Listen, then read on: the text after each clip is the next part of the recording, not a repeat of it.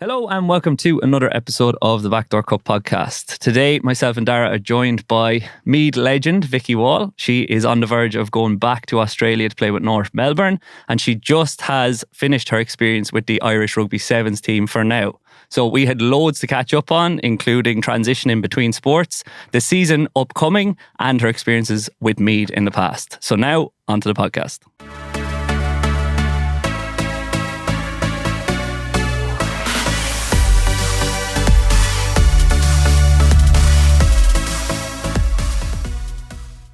Vikki Wall, welcome to the Backdoor Cup podcast. Thanks, Will, for having me. Great to have you on. Second AFLW recruit that we've had on. Second footballer, I suppose, from the ladies' space. But can we say former? Or you're still doing a little bit of training, aren't you? Still doing a little bit of training, yeah. And Rugby Sevens as well to boot. So it seems every female athlete we get on is doing everything and more. First off, the Olympics just over. You were over to watch the girls. How was that? Yeah, it was good crack. I suppose, there's 6 or 7 of us obviously not involved in that squad, so we all kind of went over.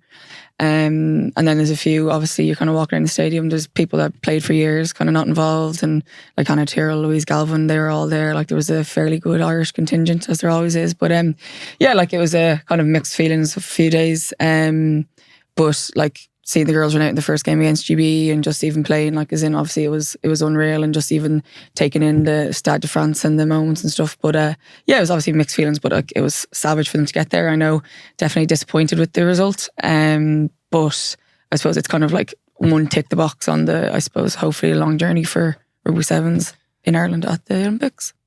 It's interesting, really, because it's so difficult to get there. And then once you get there, you're not happy to just be there. You have to try and go and succeed. So you probably felt huge emotions when you qualified.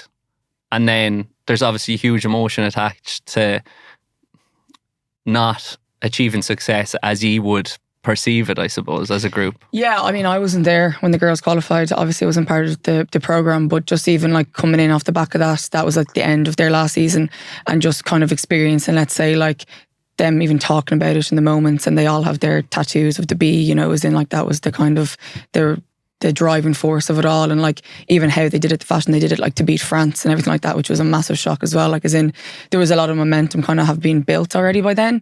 And then I suppose the year that was in it, like, as in them, like, they getting the first World Series win, like, ever for Irish rugby and stuff like that. So it was like almost kind of ticking those boxes. And then I suppose consistency wasn't there throughout the year, maybe. Like, massive loss with Lucy Mulhall. She obviously, got injured in LA. So like, she hadn't been playing since then in February. And then to see her on the pitch and things like that, like, as in, I think it kind of highlights, maybe it was bigger than sport, bigger than kind of individuals in the Olympics. Like 2 months ago, like, seeing Lucy in the gym in HBC, like, every single day, like, she was there like Saturdays, like, her training program was just a bit different than everyone else, trying to figure it out for her. But like, anytime we'd go in, she was there, and like, just trying to, like, moving up from, like, where she's living to live in Dublin, just so, like, recovery be better. Like, she's unbelievable. So I think even seeing her run onto the pitch and things like that, like, it was savage. Like, Perth was obviously monumental for the group as well. So like, getting a series win showed, I suppose, the group, like, look, we're capable of going and doing something at the Olympics. Yeah, absolutely. I think there definitely was kind of, that was an aim throughout the season, let's say, but as in, we probably ticked it maybe a little bit sooner than we thought we would have.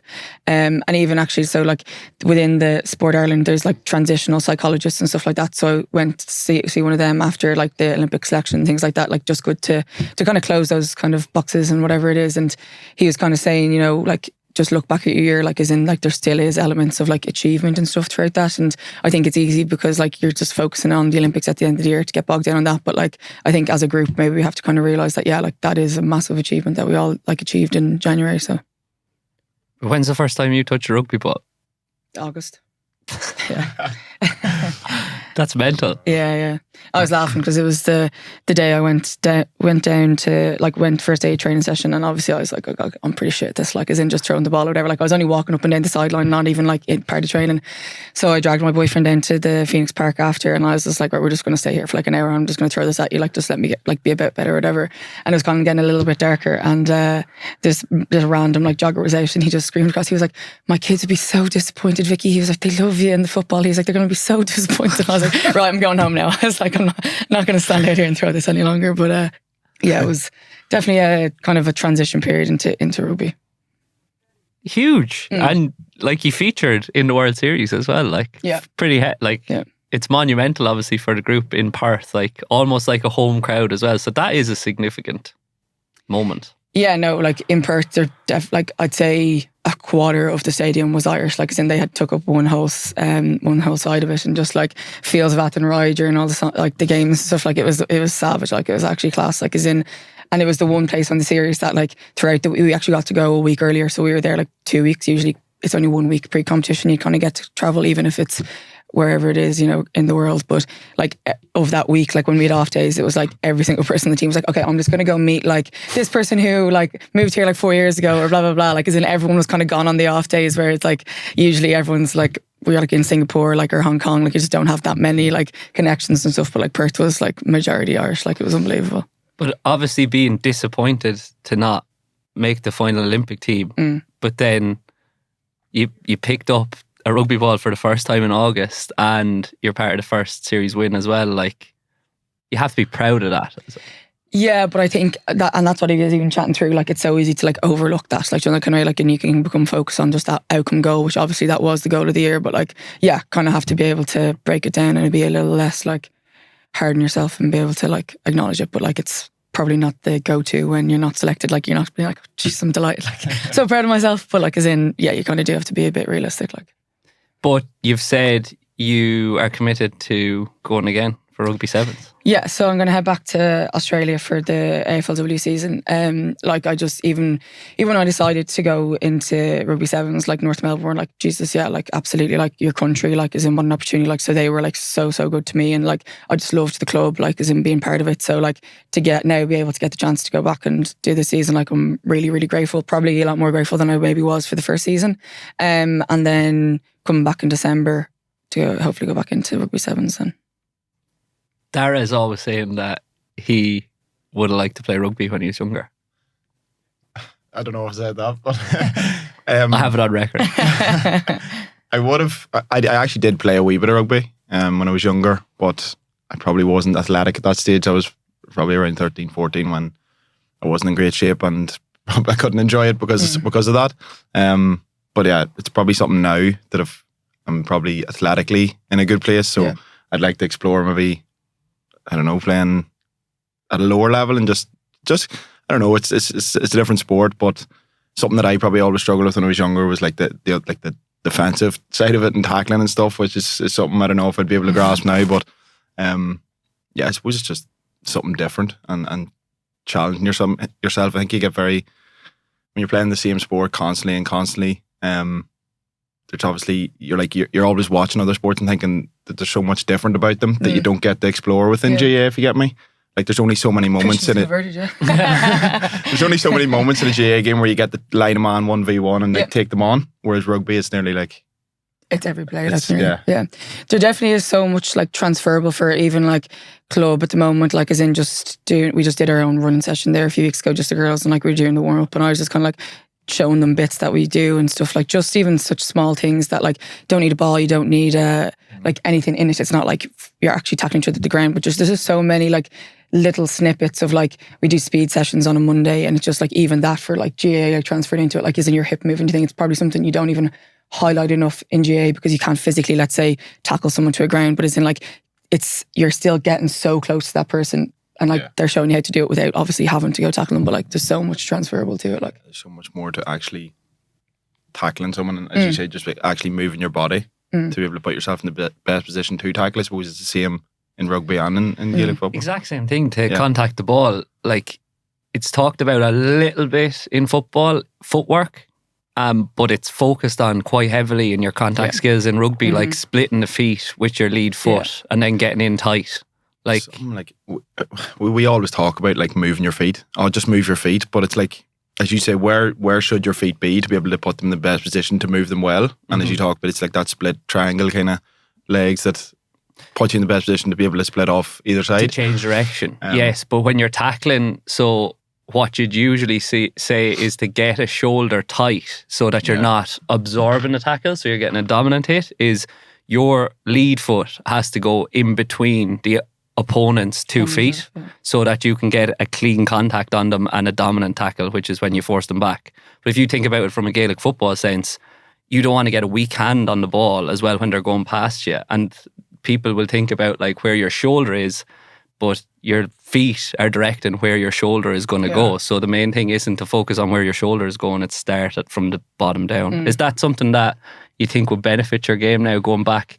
Because like there's tackling in the AFL as well. Like. Yeah, absolutely. I think the tackling was definitely something in rugby like I struggled with as well. Just even like I was getting to those positions and then like my coach was like, you're there, like as in like you're right beside the person where you should be, but he's like just dip like and actually just hit them like as in, but it's just that like if you wait that split second, like especially in sevens, like they're just gone by you and you just look like a fool, like as in, and especially with the people like so they're like so quick, like as in the quickest athletes I've ever trained with, that it's just like if you hesitate for 1 second, it's either you're grabbing at their boots, their laces, or like you said, dominant tackles, like as in even in sevens, if it's not a dominant tackle, like they pick and go, like they're gone through the line already, like as in, so you're just so vulnerable, like, and I think that's the element that I like of it, that you can, again, maybe that intensity of like, if there's so much onus on each individual player that maybe there isn't in like a 15-sided game, because like yes, it's important that I have my player, I'm tagged them or whatever, but like realistically, like if you get by me, like there's 3 lines of defence behind me, like whereas like depends now how you play your defensive system in sevens, but like realistically if you beat me,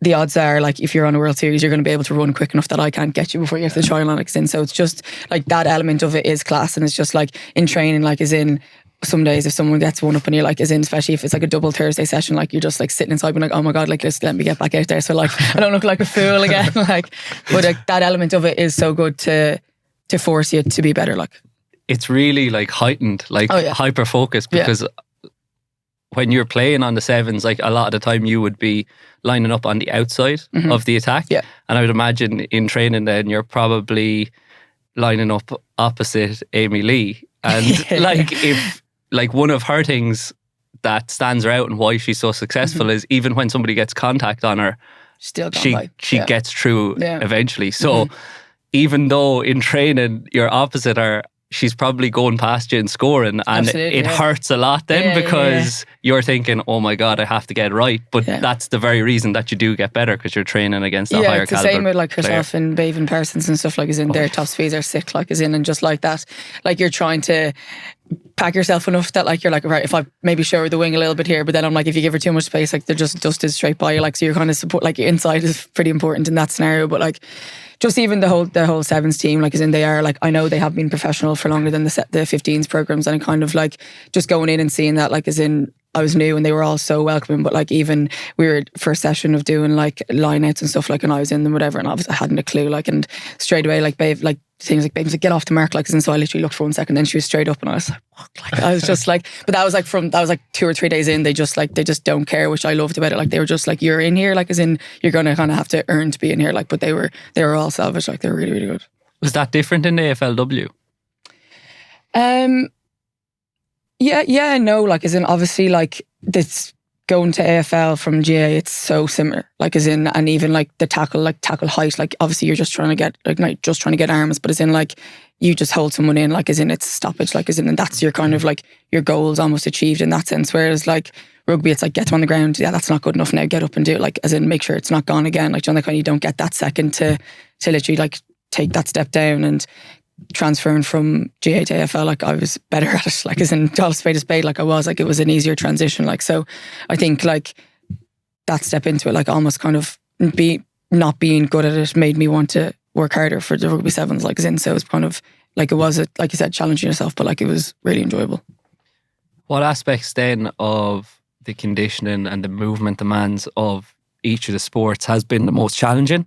So when you transition from football over to Aussie rules, like there's more running in the Aussie rules obviously, but from speaking to Lauren McGee, there's clear advantages that you have as GAA athletes going over there, and then going from the AFLW then to the 7 system. Like, they're running based sports, so they're probably more similar than they are different, but there are probably a lot of nuances. So what's been the most challenging in each?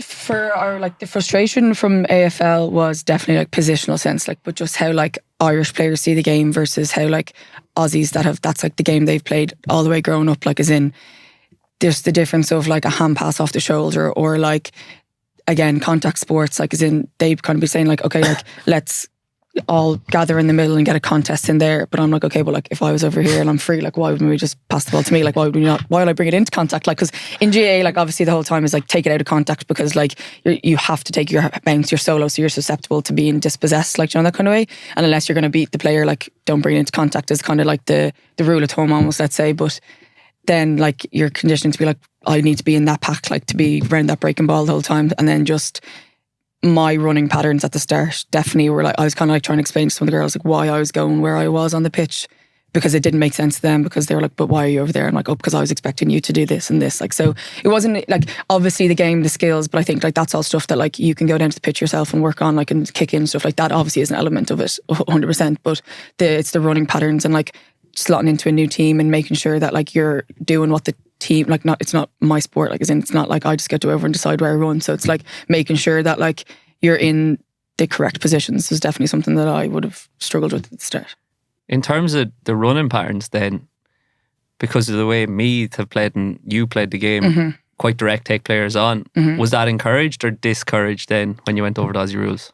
Oh yeah, absolutely encouraged. Like, as in they just like, they want you to take on the play and they want you to be like, to use your strengths, like, as in running game and things like that. And just, I suppose that the way North Melbourne play football is fairly direct and things like that as well. So like it kind of suited how I was playing. But like, even I know we played against Melbourne Demons, like Sinead Goldrick's team, and like they play a fairly Gaelic centric way. Like their hand passing is like probably the highest in the league. So it was interesting. Like the Aussies didn't like playing against them, if you get what I mean, because they're just like whatever. And I'm like, oh, this is class. Like I was like, I kind of love to play that style, like whatever. But yeah, it is just interesting just seeing how they even approach like playing different teams and things like that. Like it's pretty cool. It's interesting because Sarah was saying how when she went over and she got the ball, she was looking to hand pass it off and give it to a free person. Yeah. And then they were like saying, why are you doing that? Just launch it up the field. Exactly, because like they're like gain meters, gain territory, and like that's definitely something to start where you're kind of just like, could you imagine like if you're on 45 and instead of giving it to someone in the 21, like you just launch it into like a 3v4 in the square, you'd be like straight off, like it'd be like, what are you doing? Like they'd be like possessions lost and stuff. So I think even the stats was something I struggled with at the start, because I was like, you'd be seeing like posts about like, let's say like you've 34 disposals and stuff, but I was like, yeah, but your team lost. Like I was like, so why does it matter about what disposals you had? I was like, your team lost, but it's still almost like somewhat celebrated that, like, you know, 3 goals, 4 goals, like 34 disposals. But I was like, imagine back home, like, again, your team lost by like 2 or 3 points in a championship game, but like post as like, well done, Vicky, like, as in 16 free kicks today or something like that. I just couldn't kind of understand that element of it. But then I do get it now of like, they're still marketing the game. Like it's polar opposite to how we do media and we do like anything here. Like that's why we're here. Yeah. It's funny, like, because it's the job of some coaches, I suppose, or performance psychologists to try and see the positive in the negative. Yeah. And in the GAA, it's a sense of, oh, we lost, don't say anything. It's all awful. We were terrible. I know, yeah. Black or And it is, say that again, sorry? It's just black or white. Yeah. Win or lose. Yeah. Even if, like, you know, the whole, obviously, like, stats, like, is such a huge element of even GAA here as well, but like there are some games that are just an enigma that, like, yes, your turnovers were lower than, and like you got inside, let's say, all your goals, but like you didn't, your conversion was the one that kind of let you in or whatever. But it's just like all those other stats are kind of like pushed to the side, and it's just like, that's like, that was terrible, like, as in it was really, really bad, but it's like, it wasn't though. Like, is it a case that there's more of an emphasis placed on that territory battle or getting the ball up the field because it's harder in Gaelic football to get the ball back once the opposition team has it? Definitely, yeah. But if you think like that, like, as in, if you were to put it in terms of like, once you get your hands on a player in it, like if you can basically keep them in, like, that's a stoppage, like, so that gives your team a second to set down. Whereas like if you turn over a ball, it's 2 kick passes, it's up the other end of the pitch, it could be that kind of way. Like, as in, so it's a lot harder to dispossess them. I Well, think. the way some teams have been playing Gaelic football, if they get hands on you, it's a stoppage as well. This is true. But they're trying to discourage it. Maybe not as much in ladies football, but Well, I've seen you girls playing against some teams that have tried a similar strategy on yourself. Yeah, it does work. I suppose like it just depends on the referee as well, and then like if teams are smart enough about doing it, about like transferring, like as in you foul, I foul, like as in it works. Because if I think especially in ladies football, like first 15 minutes of a game, you can get away with 2 or 3 frees, like not a bother. But then once it gets into the latter end of the game, like you know how many ticks are on. Like as in the amount of games you play where at half time, like one of the coaches, that's their first job is like checking how many ticks are on to see like who I'm swapping, who's marking who, because if someone's main ball carrier, like obviously they're going to be fouled more, so the person marking them gets swapped the whole time. Like. And some teams are quite cute that they know who has ticks and they move their marker off the direct runners. 100%. And it's really frustrating when you come up against those teams. But I mean, like you kind of have to give them credit where credit's due. Like as in, it still is smart. Like as in, like playing against it is pretty bad. But as in, like not breaking the rules. Yeah, technically, it's not breaking any rules. Like, have you found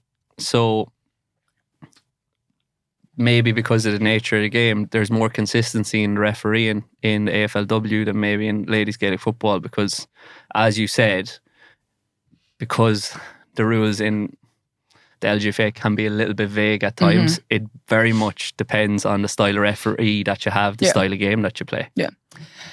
I feel fairly passionate about some of the refereeing in LGFA, but like I just think in those rules, like there is elements of it, but maybe it's just like different rules and things like that. I think at the moment the tackle tech is kind of getting a bit of a, like it's being honed in on just because of like head injuries and like the way people are being tackled. But again, I think there's, from what I've seen anyway, obviously wasn't there last year, but like just even on the Instagram page and stuff, like there's a bit of inconsistency even with that, because it's like, again, relative to if it's picked up in a game or like when they go back and review the games and things like that. So I don't know is the honest answer of like what level, like as in there's always discrepancies and inconsistency, but maybe not to the extent because the physicality is there. So it's not in that outside of the game, if you know what I mean.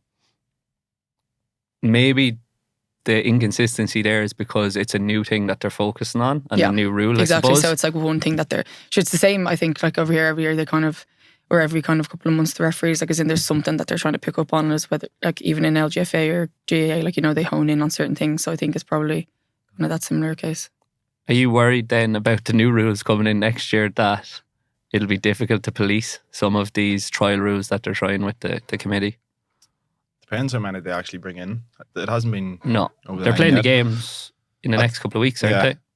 I don't know. I just think you might need 2 referees for some of them rules. What if one's missed, like? What's that? As in if one's missed for the second ref to kind of... Yeah, basically. But how would you especially when at a club level, it's going to be difficult to have the club. I just don't see how it's going to be possible to bring all of them rules in at club level. Could you bring in a rule for only county level? Because it's pretty difficult. Some of the problems are nearly only at county level, but when you go back to play club, though, are you happy to sit on the bench because you're playing a different game? He doesn't know the rules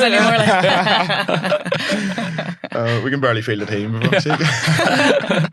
No, I don't know. Like that, the rule about the D coming in for the shooting zone, I don't see how that's going to be. I don't know, possible really. And like that's why I mean, like sometimes, like if you've one referee in the pitch and the ball's at the other end of the pitch, and you've someone shooting right on the edge of that thing, it's like it becomes very blurry. Well, the problem there is probably the movement capability of the referee more so than how many referees. Have you seen referees at club level? Yes, indeed. Yeah. But I think maybe there is some sort of a solution that even at inter-county level, it seems umpires are almost like just there to wave the flag. Yeah. They could probably do a little bit more. But like a lot of the umpires, like, for being honest, are probably a bit older. Like, are you going to be able to get better umpires? Do you need better umpires, or you just need to give them more responsibility? But that's the thing as well. Unless you get Hawkeye all over the country. Yeah, I know, but it's a little bit slow, to be honest. So I don't know. Like the umpires, do you really want to start giving them more jobs to do than... Well, they only have one job at the moment at this job. Still struggle with some of that, yes. I think their eyesight's just brutal. But so in relation to the rule changes, does it excite you or does it kind of make you feel like the rule changes now? Yeah. Some of them definitely did. I remember thinking like that they could definitely work. Is the one with the goal is for? Yeah, I don't like that one. I'll be honest. I really don't like that one. Yeah. Like I just think that'll create even more structure at the back because teams will be like, right, we're definitely not conceding goals now. Instead of teams going, have the opposite. Let's go and get goals. Yeah. I think it'd be the opposite. I think the reason they brought that in was because if they brought in the D with the 2-point score, nobody would try and score goals because they'd just take the 2-point score. So then nothing would happen there. So they're saying maybe we can't bring in one without the other. I think the 2-point score I think is too close. I think it should be I think it'll be a bit further out, 5 meters further out. To create more space for you inside. Where is it at the moment? Sorry, where are they saying it? Dave's 40 meters. Yeah. So like, is it 40 or 35? No, it's 40, I think. 40. So how is that going to be actually measured then? It's like a D, just the whole like around. Basketball. Oh yeah. So like, well, I don't know. I think it's, if you have a breeze, like it's not difficult to kick the ball over the bar from 40 meters, like. True. And then game of two halves though. I don't know. I think it needs to be a wee bit more difficult. We're going to give 2 points. Either outside the 45 metre line, just leave the lines and the pitches they are and give 2 points if it's outside the 45. But I think it's not necessarily, it's one thing is trying to encourage scores from further out, but the other thing is trying to create more space inside. It's like when in the rugby they brought in the 40-20 rule to take players out of the defensive line because they had to cover the kick in behind. So now players are going to have to not be as compact at the back. They're going to have to come out and defend the line 40 metres out rather than all just dropping back. Teams are already defending exactly where that line is. Okay. Do you know what I mean? So you think pull it out a little bit? Is it going to bring it much further out? Probably not. Maybe like 2 meters. I think it's still going to be very compact. Whereas if you bring it further to 45 and suddenly a team with the breeze is starting to kick points from 45, 50 metres out, suddenly they have to come maybe 5-10 metres further out. What about the mark then, to play on from the mark essentially? Kind of like in Aussie rules. When you catch the ball then in the AFLW, do you usually take that mark or do you try to continue using your direct running? You're after, at the start they used to be like, oh my God, stop, like as in like, because I just like turned to go again and then obviously the mark's given away, like so then you have to just keep going. I was like, yeah, shit. So I have to like actually pause and like take a second because you can still obviously get it off the shoulder after a second or two if you decide to, but I suppose most of the time I'd be collecting a mark if it's inside that 50. They probably encourage you to go for it because obviously even if it gets in and around that like kind of danger box, let's say, like whatever we call it, that just one of the tall forwards is still going to be able to get a hand on it even if it's going a little bit askew. And what about then moving from Aussie rules to rugby sevens and rugby sevens back to training now with the club? Have you noticed that anything has developed or improved, or what has not improved at all from being away from the GAA for so long? Well, if you'd ask some of the girls, I'd say the shooting now, they probably think that's probably gone a little bit astray, but I'll have to just keep ticking away at that myself. But yeah, because I really wouldn't have kicked it that much at all throughout rugby, like as in, because there's like there was a long list of skills and things that I had to focus on before I even kind of got into the kicking side of things. But like I definitely think, like I'd like to think my tracking, like as in it was like 1v1 tracking of just being able to not get turned so easy, as in like Orla Kerr in the rugby sevens S&C, like as in I think the amount of work she's done this year of getting us all to keep our hips, like our lasers as she calls them, like straight on regardless of your body kind of shape and height. I think I'd like to think that's probably gotten a bit better. And then obviously maybe like that acceleration over 3 to 5 like meters is in of trying to get in on top of a player, like as in I think that's something that we definitely have worked on as well. But yeah, like definitely the kind of tracking and stuff like that, like I just think even if it's more of a, not even a physical skill, but more of a conscious thing in my own head of trying to like keep your body in that position and doing like things like that. And we definitely would have done a lot more like S and arc runs in rugby than I ever would have done before, because obviously there's such more of an element of trying to run at that angle, kind of getting past the player. So I think even just being more conscious maybe is probably something I'd say, of just even like what you're trying to do, if that makes sense. Because like in those trainings we do, the speed sessions on Monday, like isn't everything's explained. Like I think even with just women, like any team I've been on, like everyone loves to know the why. And I think when you get a manager that gives you the why, and then if you're getting a coach that doesn't really know what the why is, like I think they get found out fairly quickly. And I think especially like I know you've experienced as well, but like in the women's team, like questions are like relentless, like as in like they're absolutely relentless. Even like Avian Cleary and me team, like as in if she could spend 45 minutes asking questions, she happily would, because she just loves the why. And like she'd always just turn to me after the drills explained and be like, will you just explain that in like layman terms to me of what's going on here? And then she'd be like, and why are we doing that again? I'm like, Avian, I actually don't even know. I was like, just do the fucking drill. Like, but like I think just love to know the why behind things, and so it makes it easier to kind of do it. But that's why, from experience, what I've learned, you need to actually accept the questions as a good thing rather than being like, oh my God, you're wrecking my head here. Now, it probably does get to that stage as well, but I think when you're like with Paul Garrigan, who was in with us in Meath, like there was never one drill that we did that like we couldn't tell you why we were doing it. Like as in, he just had such a knack of like any game we'd play, the 3 things, let's say, we needed to work on, whatever it was, like as in the next training session would be like completely honed in on that. Like, so it wouldn't matter whether we had, you know, if we had a game the next week, whatever, it was just like, he's so good at being able to do drills and things that like fixed issues we had. Whereas, you know, it's so easy to, with certain coaches that we've had maybe previously, that not that they don't have a clue, but as in like, they just don't have that same commitment and understanding of being a coach, that they can't then like give you that knowledge. So like, he was definitely someone that we were like blessed to have had to like, the whys, like as in he was a king of knowing the whys of whatever he did. It's a style though of coaching as well that's different, and we've spoke about it on the podcast. And sometimes in the men's game you're given drills and everybody just does them because well, just do it because I said do it. Like there's so little questions in the men's game, it's actually nuts. The more I think about it now, like we never ask, but we'd be sitting going, we did hear about it within 3 minutes. We're like, why are we doing this drill? We're like, what points does this have for our game? That's honestly what we'd be doing in our regroups. 20 minutes later, we'd like, we've just been doing the same drill. Like. Yeah. I don't know what it is about men, but it's just psychology. Yeah, it's like they don't want to, I don't know, let their ego get in the way about you know, going and asking. And women just are a lot more inherently nosy as well, though. So like, even if they don't actually care why they're doing it, they kind of still want to know why they're doing it. Like. Yeah, but it's a good thing, like a huge, a massively beneficial thing. Because again, it forces the coach to actually do drills that have an impact instead of just going through the motions and doing any drill just to tick a box and get the session finished. But I'm going to go to training tomorrow night now. Just keep asking why Why are we doing this?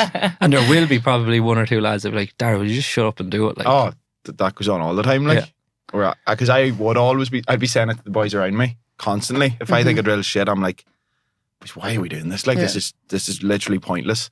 And it's so I suppose consistent. Like, I don't want to call out any coaches, but like at club level, I do find like a lot of drills don't have a purpose. And if a drill doesn't have a purpose, then just like it may as well just be a warm up, you know. But from coaching in a rugby sense versus coaching in the GAA, one thing I noticed was the questioning from the coaches and the challenging from the coaches in rugby was definitely more apparent, let's say. So when you're talking about your structures and what went wrong, it's very much put back on you. What did you feel went wrong? Now, you might as players or as coaches? The coach puts it back on the players and asks them, how can you improve this more? Whereas in a GA sense, it's like, these are the key points we need to work on, 1, 2 and 3. Okay, now let's go do it. I think there's definitely an element though of like because of the structure in rugby, you can do that a little bit more though, as in like when you're watching tape back, it is a case of like it's a lot more pinpoint of Vicky, you missed your tackle here. Like as in, and that's fairly obvious. And then like I said, if there's a line break and they score, like they didn't score because someone over there wasn't on the player. It was because I missed my tackle, like John kind of way. Or like from a line out, if we don't do what we said we're going to do structurally, like as in, you can pinpoint the exact reasons. Whereas like, I think not that there obviously is fault and there's mistakes and things like that, GA, but like if your full forward hits the bar, let's say from a free, your inside forwards don't react.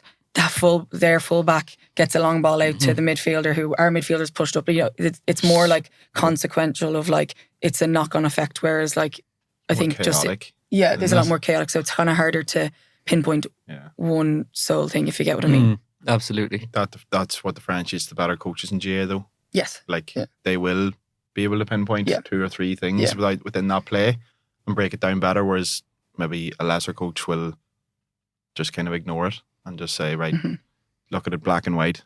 You know, the defence wasn't good enough that they scored. But like, as you say, if you work up the whole pitch and you find, again, if you work the whole way back from the forward line, you could find 2 or 3 in rugby, as you say, it's probably one thing. Missed a tackle, try. Gaelic, it could be 3 or 4 the whole way up the pitch that is breaking down and things to work on. And that's probably why when it comes to training, you don't see that specificity in drills and stuff. Like there obviously is a multitude of things as well, though. As in, like, I know in attack and stuff, I'm making it sound fairly simple here that, like, you miss your tackle, you miss your tackle, but like it is just, I suppose sevens highlights it more just because there's so many less people on the pitch that, like, you can just see it a lot clearer. Whereas, like, again, obviously the amateur side of it, like, as in looking back in videos, tapes, and training and stuff like that, you just don't have as much access to it. Like, as in, we have 10 minutes after training, our trainings are up on huddle. You know, you're sitting down, it's your full time job. Like, you're sitting down at lunch watching stuff. As in, like, it's just the access you have to it as well, like, as in you can have more time to break it down. Like. And it's kind of important to highlight too what Vicky said there, like in terms of 7 aside, it's a 1v1 game, very much. Whereas in a 15 aside, you have 13 people in the line. So if one person missed a tackle, 1v5. The inside person will cover it as well. Will cover it, like, essentially. Yeah. And if they're not there, then did they score because this person missed a tackle or because there's no cover inside? So it's more system oriented. But that was probably easier, I suppose, to grab a hold of or understand because it's so 1v1 oriented. No, don't get me wrong, there's a lot of systems still, like, as in they obviously still play, like, and that, again, like, that was an element of it as well, like, as in even when I went over to Australia, there is words and things like that you obviously don't understand, but like the game as a whole, whereas like I was come noob, like, as in there was just so many words in the first few meetings where I was literally like writing them down, like a question mark beside it, and then going to TJ straight after and being like, okay, so you said this word, and he's like, I don't really remember saying that word. I was like, okay, so that's not a rugby word. I was like, perfect. And I'm just like taking my little list off of like a new like vocab of being like just stuff that you take for granted, and it's the same at GAA, same with a sport you're so used to playing, like, as in there's phrases and words that you just use the whole time. So even like that was just such a little added element that you're just like, oh my God, like I am out of my depth here. Like. But I think every player should do that, and every team should do that in every sport, because every team has a different language. Yeah, but you get, like you said though, like if you're in a team for 10 years and someone says something you don't understand, you're like, shit, I should just know that. Yeah. Whereas when you're new, you have that luxury of kind of not being afraid to look like a fool, because you're just there's not an expectation for you to know that. Whereas I think you get like 2-3 years down the line, you're like, God, like people are referring to me as a senior player here, like a senior player that doesn't know like something. You can fall into that mindset fairly easy of like even a kick out structure or system or things like that, of just being like, oh God, like I should just know that. Like I'm not going to put up my hand here now and be like, sorry, should I? But like I just have to be better at it. Yeah, you have to be vulnerable, I suppose, enough to say like, I don't know this. Yeah. And then once it's clarified, you do know it. But you're now transitioning from, as you termed it, a noob back into Aussie rules. Is your place in the team different in terms of the team leadership or the culture of the team? When I went over to Australia, first of all, like I definitely, like there was a shock to the system just of like leaving Meath behind, where like I was comfortable in my position. I knew like exactly what was expected of me and like where I kind of slotted into the team and things like that. So going to like new culture, new continent, everything like that, like it definitely put it under more pressure, if that makes sense. So for the first few weeks, I was fairly reserved, quiet, like was just not who I am as a player or person. So I think it kind of took me, I think until I was like maybe a little bit more sure of like my knowledge of the game and like actually deserving to have an opinion and deserving to impact the game, I kind of didn't maybe speak up or do things as much because I just didn't feel like I had the right to. And I don't think, like I think if I had done, I think that would have been wrong, because I'd know if a player came into a team that I was on, that I'd been on for a few years, and with like, again, like I was coming from a completely different sport, like, I had to give them a fair amount of respect that like I don't know their sport, I can contribute in different ways, and I was sure of that I could, like even off the pitch and things like that. But like on the pitch, like I definitely had to kind of make sure like I looked after my own side of my own confidence and my own kind of knowledge before I was even thinking about impacting in any leadership kind of style. As in like vocally or things like that. Like I knew on the pitch and in training, like as in I have high standards, I can warm up drills, whatever it is. Like I knew that wasn't going to be an issue, but as in like actually transferring that and being able to like, I suppose, lead as I was used to. A lot of people would say it's been very hard couple of years for Vicky in terms of the physical toil, but I would imagine the psychological focus you need to learn new sports all the time, new terminologies, new systems, has been probably more challenging than the physical.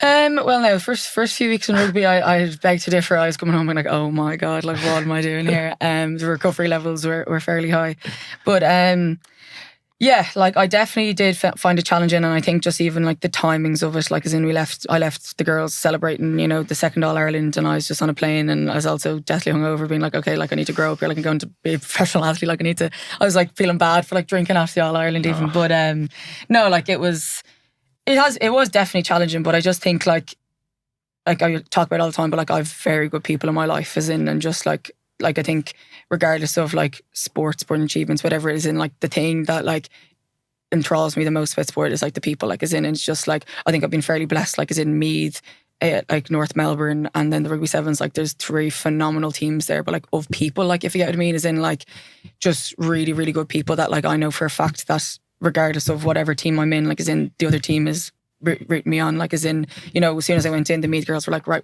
if you make it to Paris, like we're obviously all going to be there, all that type of stuff. And same for me if they got to the All Ireland, all those type of things. So it's just like when I moved over there, like as in I knew that I had everyone's backing and they're so supportive, and just even within the North Melbourne team, like as in there's just really, really good staff and team and people there, like as in, so yes, it was tough, and yes, I needed to reach out to people, but like I had those people to reach out to, so it kind of made that element a lot easier. And even just having the Irish girls over there to kind of relate to that, like they've been there for a few years and being like, okay, like I'm going, like I'm feeling this, like is that normal, like as in, and when someone just tells you, yeah, like being there, done that, like as in, it kind of just puts you at ease a little bit.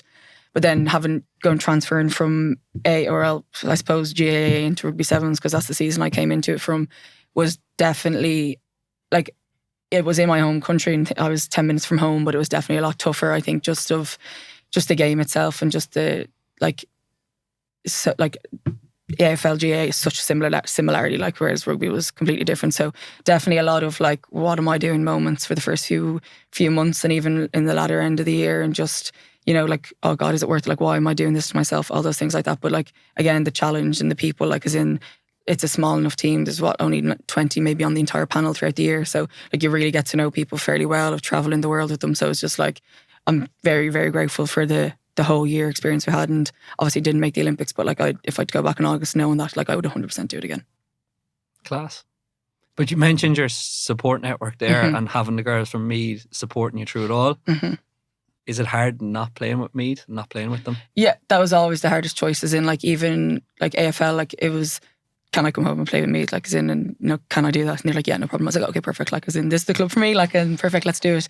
Because they valued what we valued, if I get what I mean, like as in, they kind of were like, we know how important like GAA is to and stuff. And then even when I met, like to go into the Rugby Sevens, like the first process and talking I had with my dad was like, that means no Meath. Like I was like, that definitely means no Meath. I was like, there's no chance of like, you know, the seasons crossing over here, like as in, because obviously the goal was the Olympics and things like that. So that was kind of the hardest thing to swallow, because like playing for Des Moines Meath, like as in, is the most enjoyment I get. And obviously people are like, oh, so well, why don't you just stick at it? Why don't you just do it? Because I don't get to do it professionally. I don't get to experience so many more things, like as in, it does pigeonhole you a small bit, like as in, as much as you don't like to admit it, because it's what we like live for here in like Ireland. But at the same time, like I've get so many more experiences from getting to play sport professionally, so that's kind of something I can't turn down. But like playing for Meath and Dunboyne, like is definitely like the happiest I do when I play sport.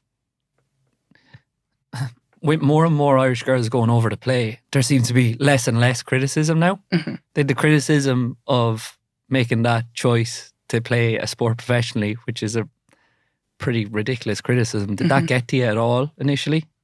Not really, no, because like anyone that I had the conversation with about doing with it was someone that I cared about, like, and someone that I valued their opinion. Where so like, and they, like their reactions instantly was like, Jesus, like Vicky, you'd be mad not to do that. Like that'd be unbelievable. Like go do it. So like, not really, like as in some 50-year-old man commenting underneath the Facebook posts that like my sisters get great crack of sending me like and ripping the piss and feel like that's not really going to bother me, because sure, like, you know, that kind of way, like as in, you have to just rip the piss into it, like you just have to have the crack. Like as in, I did an interview recently and it was for something, and he was just kind of saying, you know, he's like, Vicky, you're in Berlin on standby, are you, for the Olympics? It's like, the Olympics are in Paris.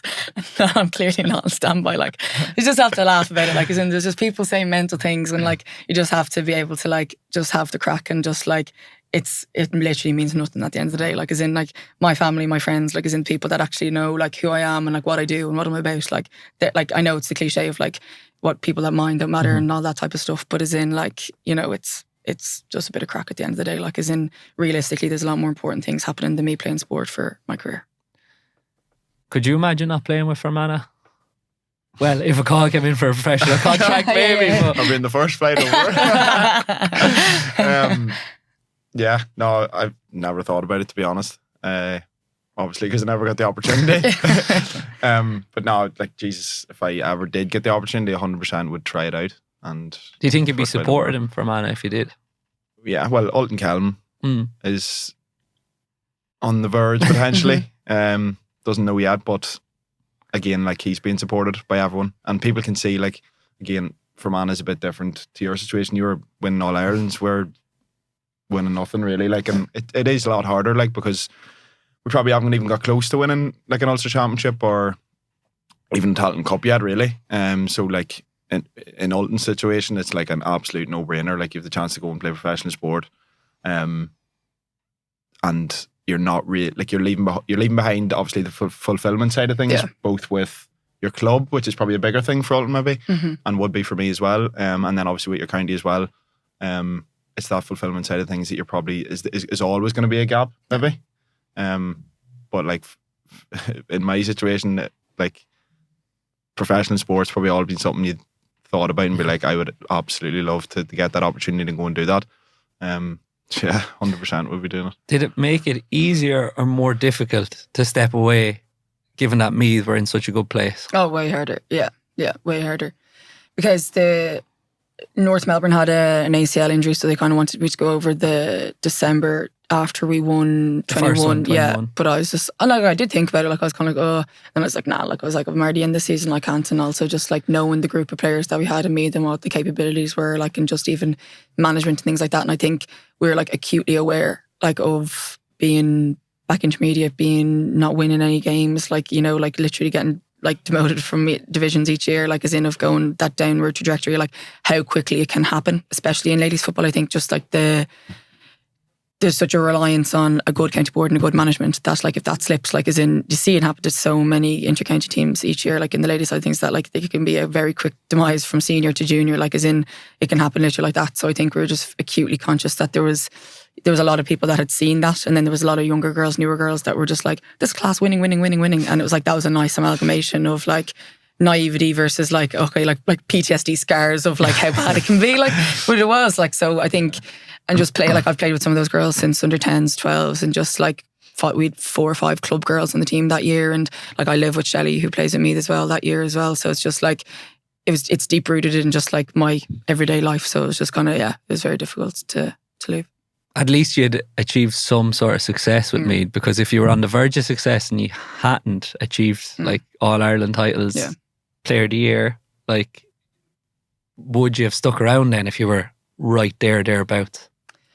Again, I don't know, but like, as in, if we'd lost an All Ireland and things like that, like, as in, you'd kind of be like the what ifs and stuff like that as well. And I just think, like, it would have been a different scenario, I think, like that. But even we were laughing, like, so the girls did I flew on the Thursday after the All Ireland, and the Wednesday the girls did like a pub crawl, and I was like, okay, I need to pack, and then I'll like meet you later. So we went to my club for the last stuff of it, and the girls were laughing after, because there's just like random people there, you know, and someone coming up and hugging you, and someone gave me like a bottle of Ciroc or something, and I was just like I'm going on a plane tomorrow, like I can't bring this with me, like I was like, thanks so much, like I was just like this leader, like, here you go, ma'am, like, but the girls after just running joke being like, you're the first woman to ever attend your own funeral, like, as in, it was just like, because it was just the most random event ever, like, as in, like, they were finishing a pub crawl absolutely mauled, like, from the day, and like we were just saying there, and everyone's like, bye Vicky, and I was like, I'm going for a few months, like, I was like, it's grand, like, whatever, but it was funny. Are you excited for the new season?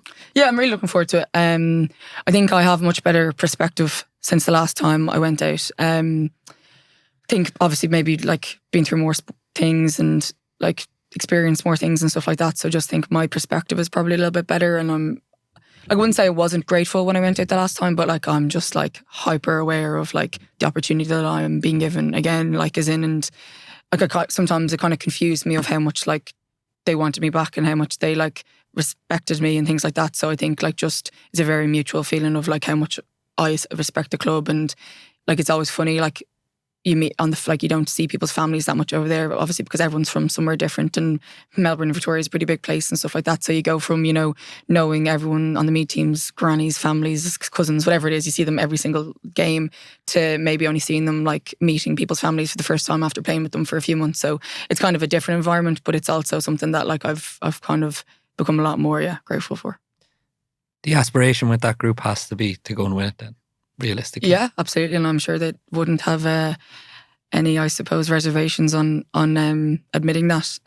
But then saying it and doing it are two very different things. Like, as in, every team sets out at the start of the year and sits down and writes their goals. And I'm sure there's outcome goals of winning, like, but only one team actually gets to win. So it's like those very fine margins of I suppose winning's a habit and getting used to it and how to get close games. Because I think in the AFL, the games have gotten a lot closer in the last few years, and you know, people are surprised at some of the amount, like the newer teams kind of being in the final 8 last year, but like they're really building, and there's transfers and all that type of stuff. So like there's a lot more teams, I think, in contention for it than maybe there was in the first few years, which is only positive. Like, but given that you guys have been to playoffs, you'll expect that you should be back there again this year. Do you talk about winning, like the biggest, like the title, obviously, or do you just focus on the process constantly?